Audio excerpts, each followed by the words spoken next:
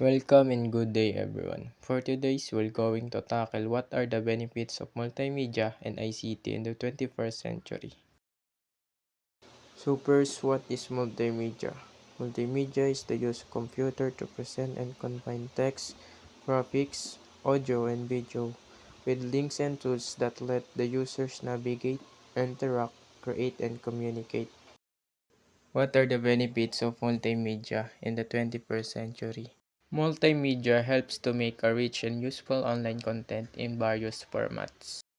Multimedia give both teachers and students comprehensive access to educational resources that may help in understanding in the 21st century pieces.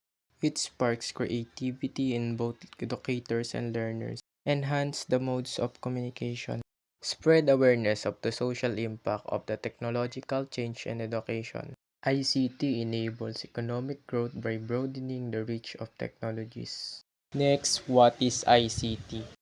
Information and Communication Technology is a broader term for information technology, which refers to all communication technologies that provide access to information through telecommunications, including the internet, wireless networks, cell phones, computers, softwares, middlewares, and other communications mediums.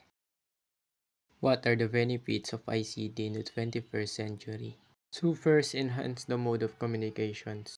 Better teacher and learning methods. It provides easy access to vast amounts of information. ICT stimulates economic growth by fostering entrepreneurship, creating new industries, and enabling digital transformation in traditional sectors.